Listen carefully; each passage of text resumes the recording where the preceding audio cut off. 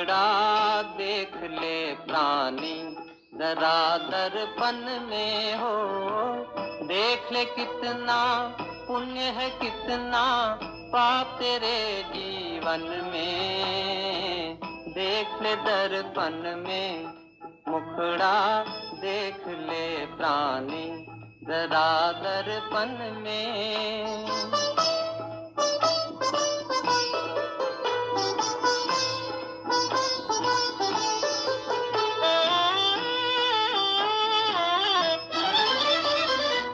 कभी तो पल भर सोच ले प्राणी क्या है तेरी कर्म कहानी। कभी तो पल भर सोच ले प्राणी क्या है तेरी कर्म कहानी। पता लगा ले पता लगा ले पड़े हैं कितने दाग तेरे दामन में। देख ले दर्पण में।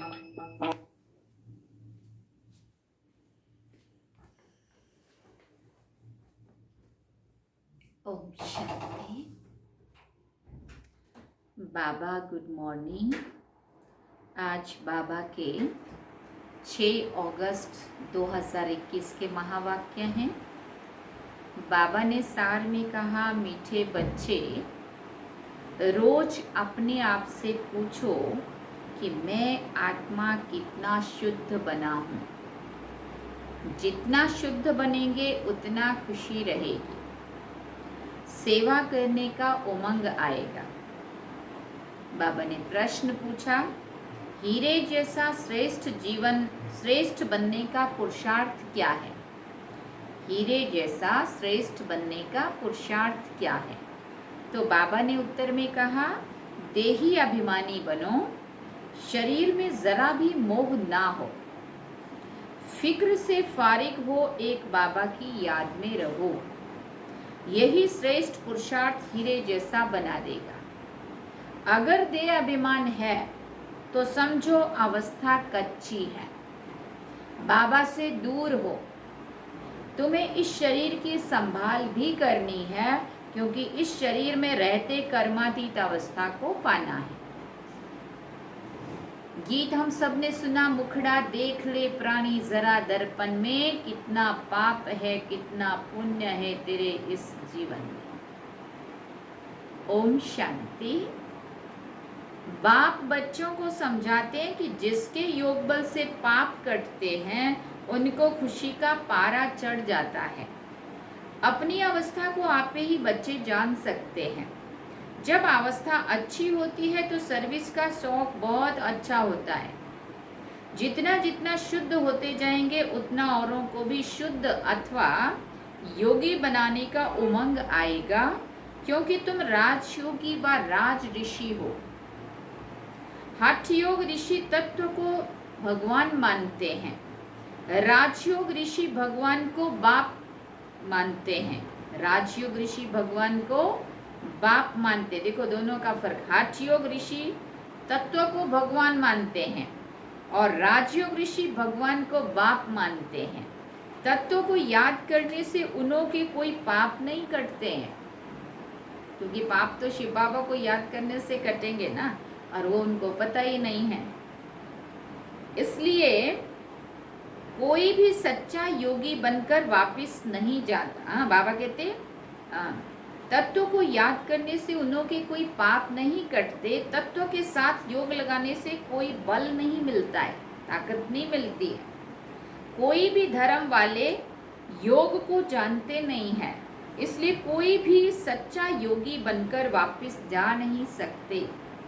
अभी तुम बच्चे अपनी अवस्था खुद भी जान सकते हो। आत्मा जितना बाप को याद करेगी उतना खुशी रहेगी। अपनी जांच रखनी है।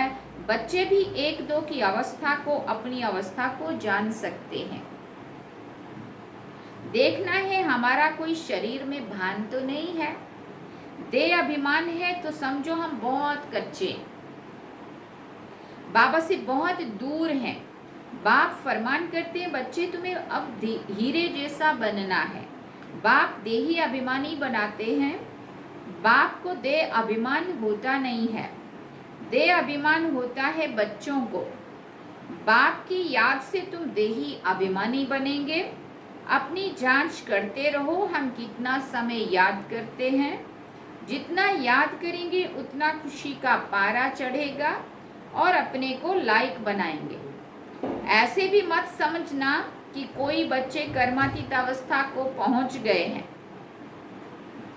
नहीं, रेस चल रही है। अभी हम सभी पुरुषार्थी है, रेस चल रही है। रेस जब पूरी होगी तो फाइनल रिजल्ट होगी, फिर विनाश भी शुरू हो जाएगा। तब तक ये रिहर्सल होती रहेगी जब तक कर्मातीत अवस्था आ जाए। हम किसी की बुराई नहीं कर सकते, अंत में ही सबका पता पड़ेगा। अभी तो थोड़ा टाइम पड़ा है। ये दादा भी कहते हैं, मीठे बच्चे अभी थोड़ा समय है, अभी थोड़ा समय पड़ा है। इस समय एक भी कर्मातीत अवस्था को पा ना सके।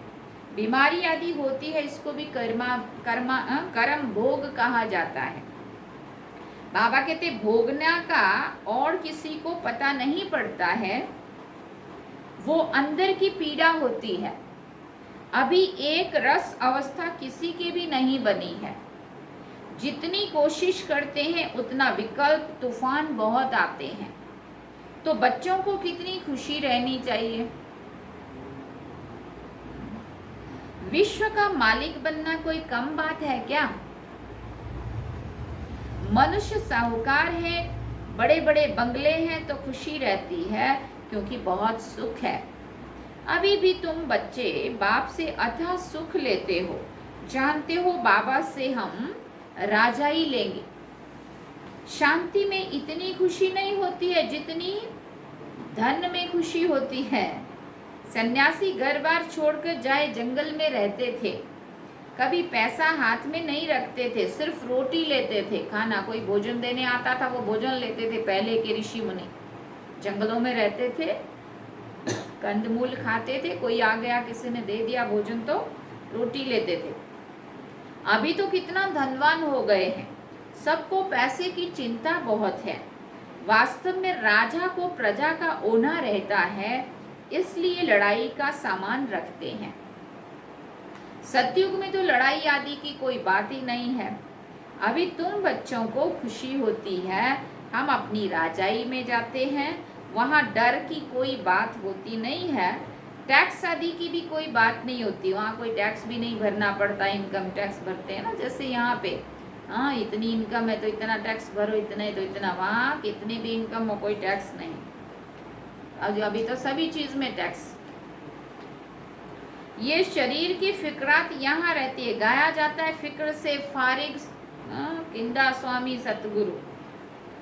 तुम जानते हो फिक्र से फारिग होने के लिए अभी हम इतना पुरुषार्थ कर रहे हैं, फिर 21 जन्म के लिए कोई फिक्रात नहीं रहेगी।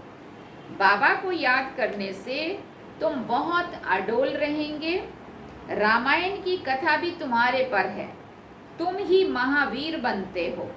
आत्मा कहती है हमको रावण हिला नहीं सकता, वो अवस्था पिछाड़ी को आएगी। अभी तो कोई भी हिल जाएंगे, फिक्रात रहेगी। जब विश्व में लड़ाई लगेगी तब समझेंगे अब टाइम आ गया है, और वो बात अभी बहुत नज़दीक है। ये तब की बाबा ने 69 के पहले की मुरली में ये कहा है, जब लड़ाई नज़दीक होगी, लड़ाई शुरू होगी, तब समझेंगे अब समय नज़दीक है, अब टाइम आ गया। जितना बाप को याद करने का पुरुषार्थ करेंगे उतना फायदा होगा। पुरुषार्थ करने का अभी ही समय है, फिर तो विनाश की धूम धाम होगी। अभी तो शरीर में भी मोह रहता है ना, बाबा खुद कहते हैं शरीर की भी संभाल करो। बाबा ने कभी नहीं कहा शरीर को संभालो नहीं। अंतिम शरीर है, इसमें ही पुरुषार्थ कर कर्मातीत अवस्था को पाना है। जीते रहेंगे, बाप को याद करते रहेंगे। बाप समझाते हैं बच्चे जीते रहो, जितना जिएंगे उतना बाप को याद कर ऊंच वर्षा लेंगे। अभी तुम्हारी कमाई होती रहती है, शरीर को निरोगी तंदुरुस्त रखो, गफलत नहीं करनी है। फिर बाबा ने कहा खान पान की संभाल रखेंगे तो कुछ नहीं होगा, एक रस चलन से शरीर भी तंदुरुस्त रहेगा, ये अमूल्य तन है, इसमें पुरुषार्थ कर देवी देवता बनते हो तो बलिहारी इस समय की है। तो बाबा कहते खुशी रहनी चाहिए ना। जितना बाप और वर्षे को याद करेंगे उतना नारायणी नशा चढ़ेगा। बाप की याद से ही तुम ऊंच से ऊंच पद पाएंगे। देखना है हम कितना खुशी में, कितना फकुर में रहते हैं। गरीबों को तो और ही खुशी रहनी चाहिए, साहूकारों को तो धन का भी फिक्र रहता है, तुम्हारे में कुमारियों को तो कोई फिक्र नहीं है, कोई जिम्मेवारी ऐसी भी नहीं है। हाँ, कोई के मित्र संबंधी गरीब है तो संभाल कर रखनी पड़ती है, जगाते भी रहना है। अगर नहीं जागते हैं तो फिर कहाँ तक मदद करते रहेंगे। बाबा कहते हैं ना, तुम सर्विसेबल खुद बनो व स्त्री को रूहानी सर्विस में दे दो, सर्विस में दो। तुम हो बाबा के मददगार। मदद तो सबको चाहिए ना, अकेला बाप भी क्या करेगा। कितनों को मंत्र दें, हम तुमको देते हैं, तुम्हें फिर औरों को देना है, कलम लगाना है। बच्चों को कहते रहते हैं जितना हो सके मददगार बनो, मंत्र देते जाओ। तुम्हारे शास्त्रों में भी है कि सबको पैगाम दिया था कि बाप आए हैं वर्षा लेना है, बाप आए हैं वर्षा लेना है तो बाप को याद करो, देहधारियों को याद नहीं करो। वर्षा देहधारियों से नहीं मिलेगा, बाप कहते बाप से मिलेगा। अपने को आत्मा समझ बाप को याद करेंगे तो तुम्हारे विकर्म विनाश होंगे और वर्षा मिल जाएगा। गीता तो बहुत सुनते सुनाते हैं, उसमें प्रसिद्ध अक्षर है मन मना भव। बाप को याद करो तो मुक्ति को पाएंगे, सन्यासी भी ये पसंद करेंगे। मध्याजी भव अर्थात जीवन मुक्ति। बच्चे बाप के बनते हैं तो बाप कहते हैं बच्चे तुम्हारी आत्मा पतित है, पतित चल नहीं सकेंगे। ऐसी मैली आत्मा बाबा कहते वापिस नहीं जा सकेगी। ये समझने की बातें हैं। तुम भारतवासी सतो प्रधान थे, तमो प्रधान बने, अब फिर सतो प्रधान बनना है। तो बाप कहते हैं पुरुषार्थ करो तो ऊंच पद मिलेगा। भक्ति तो जन्म जन्मांतर करते आए हो। फिर बाबा कहते तुम जानते हो पहले पहले अव्याभिचारी भक्ति शुरू हुई, अभी कितनी व्याभिचारी भक्ति है। शरीरों की भी पूजा होती है, वो है भूत पूजा। देवताएं फिर भी पवित्र हैं, परंतु इस समय तो सभी तमो प्रधान हैं, तो पूजा भी तमो प्रधान होती जाती है। देखते हैं ना हम आप सभी। अभी बाप को याद करना है। भक्ति का अक्षर कोई भी नहीं बोलना है। हाय राम ये भी भक्ति का अक्षर है। हे राम या हे ईश्वर, हे प्रभु, हो परमात्मा जो हम कहते हैं, तो बाबा कहते हैं ये भी क्या है, भक्ति का अक्षर है। अब ये कोई भी अक्षर हमारे मुख से नहीं निकलना चाहिए। ऐसी कोई पुकार नहीं करनी है, इसमें कुछ भी उच्चारण करने की बात नहीं है। वो तो जब हमें उसके बारे में समझ नहीं थी तब हम उसको पुकार रहे थे, ढूंढ रहे थे, आवाजें लगा रहे थे, है ना, हे प्रभु, ओ ईश्वर, ओ गॉड, हाँ कुछ कह के। अब कहते अभी कुछ भी उच्चारण करने की बात नहीं है। ओम शांति भी घड़ी घड़ी नहीं कहना है। हाँ, बात बात में ओम शांति बोलते रहे। बाबा कहते ऐसा भी नहीं। शांति माना अहम आत्मा शांत स्वरूप है, सो तो है ही। इसमें बोलने की तो बात ही नहीं रहती, परंतु हाँ जब हम आपस में मिलते हैं तो हम एक दूसरे को अपना स्वधर्म याद दिलाते हैं ओम शांति बोल के, है ना, या शिव बाबा की याद दिलाते हैं, घर की याद, शांति धाम की याद दिलाते हैं। बाबा कहते दूसरे कोई मनुष्य को कहेंगे ओम शांति तो वो तो अर्थ भी जरा नहीं समझेंगे। इसलिए जब वो लोग नहीं समझते हैं, उनको ओम शांति का पता ही नहीं है, तो हम उनको फिर उनके रीति से भी नमस्ते नमस्कार जो भी है बोलते हैं। वो लोग तो ओम की बड़ी बड़ी महिमा करते हैं, तुम तो अर्थ समझते हो, फिर ओम शांति कहना भी फालतू है। हाँ, एक दो से ऐसे पूछ सकते हो कि शिव बाबा की याद में हो, ओम शांति कहना माना भी स्वधर्म की याद दिलाना, बाप की और घर की याद दिलाना, परंतु ओम शांति ना कह करके उनको ये भी कह सकते हैं शिव बाबा की याद है, शिव बाबा की याद में हो। जैसे हम भी बच्ची से पूछता हूँ कि ये किसका श्रृंगार करती हो, बोलती है शिव बाबा के रथ का श्रृंगार करती हूँ। ये शिव बाबा का रथ है ना, जैसे हुसैन का रथ होता है ना, घोड़े को श्रृंगार करते हैं, घोड़े का अर्थ नहीं समझते हैं। धर्म स्थापन करने वाले तो आते हैं ना, उनकी आत्माएं पवित्र होती हैं। पुरानी पतित आत्मा धर्म स्थापन कर ना सके। तुम धर्म स्थापन नहीं करते हो, शिव बाबा तुम्हारे द्वारा करते हैं, तुमको पवित्र बनाते हैं। वो लोग भक्ति मार्ग में बहुत श्रृंगार आदि करते हैं, यहाँ श्रृंगार पसंद नहीं करते हैं। वहाँ बाहरी स्थूल श्रृंगार की बात होती है और यहाँ पे सूक्ष्म आत्मा को हमें गुणों और शक्तियों के श्रृंगार से उनका श्रृंगार करना है, उनसे सजना है। बाप कितना निरहंकारी है ना, खुद कहते हैं हम बहुत जन्मों के भी अंत में आता हूँ। पहले सतयुग में होगा श्री नारायण, श्री लक्ष्मी से भी पहले श्री नारायण आएगा। देखो ये भी कायदा है, वो तो बड़ा होगा ना, इसलिए श्री कृष्ण का नाम गाया हुआ है। नारायण से भी श्री कृष्ण की महिमा जास्ती है। फिर बाबा कहते नारायण से भी श्री कृष्ण की महिमा जास्ती करते हैं। श्री कृष्ण की ही जन्माष्टमी मनाते हैं, नारायण का बर्थडे नहीं मनाते हैं। ये कोई नहीं जानते कि श्री कृष्ण सो नारायण। नाम तो बचपन का ही चलेगा ना, फलाने ने जन्म लिया उसका बर्थडे मनाते हैं, इसलिए श्री कृष्ण का ही मनाते हैं। नारायण का किसी को भी पता नहीं है, श्री कृष्ण ही सो नारायण है ये भी किसी को पता नहीं है। पहले शिव जयंती है, शिव जयंती, फिर है श्री कृष्ण जयंती, फिर राम की जयंती। शिव के साथ साथ गीता का भी जन्म होता है। शिव बाबा आते ही है बहुत जन्मों के अंत के जन्म में, बुजुर्ग अनुभवी रथ में ही आते हैं।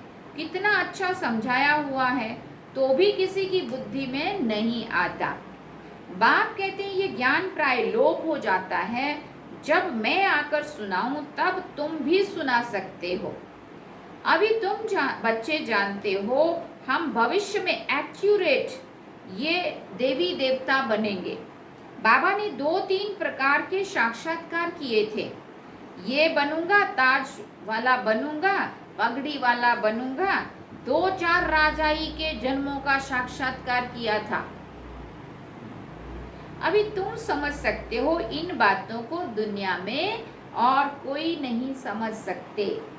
हाँ, इतना समझते हैं कि अच्छा कर्म करेंगे तो अच्छा जन्म मिलेगा।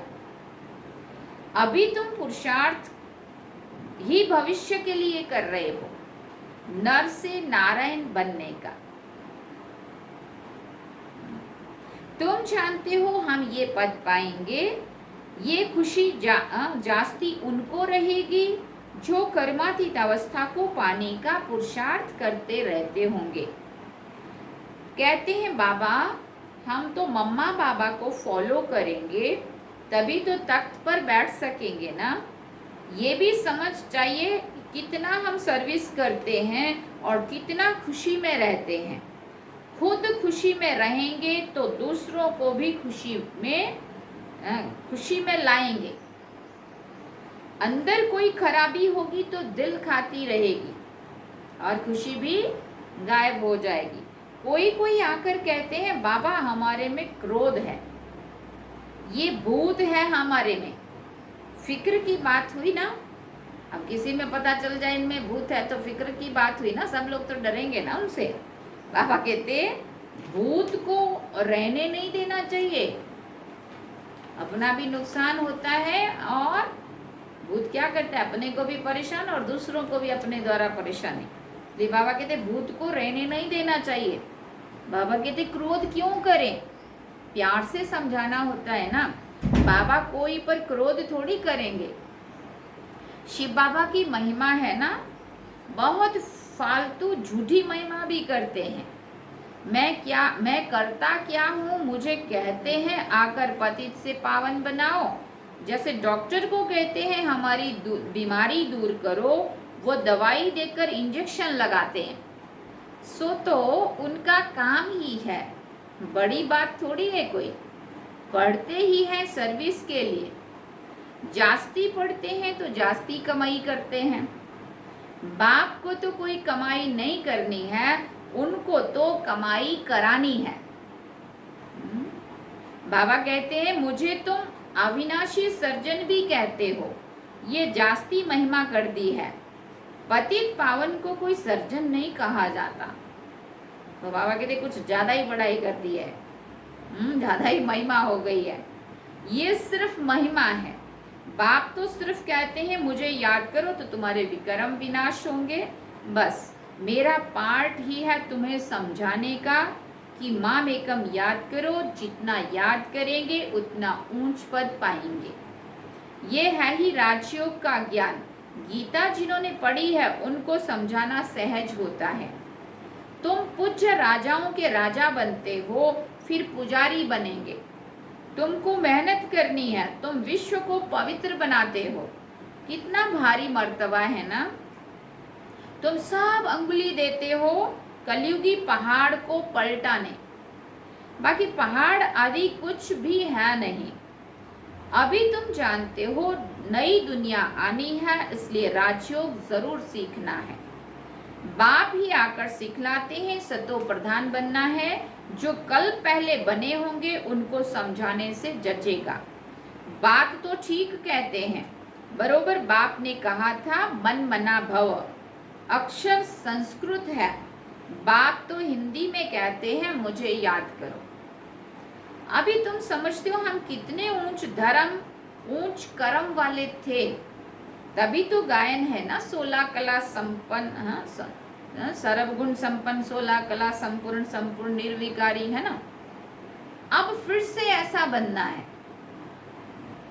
अपने को देखना है कहाँ तक हम सतो प्रधान बने हैं, पावन बने हैं, कहाँ तक नरकवासियों को स्वर्गवासी बनाने की सेवा करते हैं। ये चेक करना है, बाबा कहते हैं अपने आप को। अच्छा, मीठे मीठे सिकिल दे बच्चों प्रति माता पिता बाप दादा का याद प्यार और गुड मॉर्निंग। रूहानी बाप की रूहानी बच्चों को नमस्ते। हम रूहानी बच्चों की रूहानी माता पिता बाप दादा को दिलवा चांद सिकवा प्रेम से याद प्यार, गुड मॉर्निंग, नमस्ते, थैंक यू बाबा, शुक्रिया बाबा। धारणा के लिए मुख्य सार है, पहला पॉइंट, बाप समान निरंकारी बनना है। इस शरीर की संभाल करते हुए शिव बाबा को याद करना है। रूहानी सर्विस में बाप का मददगार बनना है। दूसरी बात बाबा ने कही, अंदर में कोई भी भूत का और रहने नहीं देना है। कभी भी किसी पर क्रोध नहीं करना है, सबसे बहुत प्यार से चलना है। माता पिता को फॉलो कर तख्त नशीन बनना है। वरदान में बाबा ने कहा, सहन शक्ति की विशेषता द्वारा दूसरे के संस्कारों को परिवर्तन करने वाले दृढ़ संकल्पधारी भव। सहन शक्ति की विशेषता द्वारा दूसरे के संस्कारों को परिवर्तन करने वाले दृढ़ संकल्पधारी भव। जैसे ब्रह्मा बाप ने ज्ञानी और अज्ञानी आत्माओं द्वारा इंसल्ट सहन कर उससे परिवर्तन किया, तो ऐसे फॉलो फादर करो। इसके लिए अपने संकल्पों में सिर्फ दृढ़ता को धारण करो। ये नहीं सोचो कि कहाँ तक होगा, सिर्फ थोड़ा पहले लगता है कैसे होगा, कहाँ तक सहन करेंगे। लेकिन अगर आपके लिए कोई कुछ बोलता भी है तो आप चुप रहो, सहन कर लो, तो वो भी बदल जाएगा। सिर्फ दिल शिकस्त नहीं बन। स्लोगन में बाबा ने कहा, संगम पर सहन कर लेना, झुक जाना, यही सबसे बड़ी महानता है। संगम पर सहन कर लेना, झुक जाना, यही सबसे बड़ी महानता है। अच्छा, ओम शांति। ये थे बाबा के आज के महावाक्य। बाबा ने सार में कहा, मीठे बच्चे, रोज अपने आप से पूछो कि मैं आत्मा कितना शुद्ध बना हूँ। जितना शुद्ध बनेंगे उतना खुशी रहेगी, सेवा करने का उमंग आएगा। और आज के गीत में था, मुखड़ा देख ले प्राणी जरा दर्पण में, कितना पाप है कितना पुण्य है तेरे इस जीवन में। अच्छा, ओम शांति। वे हम बाबा को याद करें।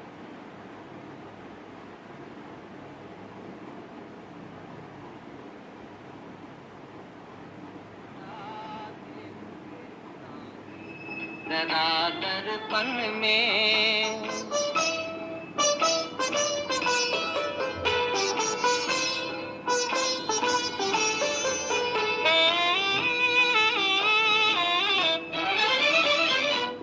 खुद को धोखा दे मत बंदे, अच्छे न होते कपट के धंधे। खुद को धोखा दे मत बंदे,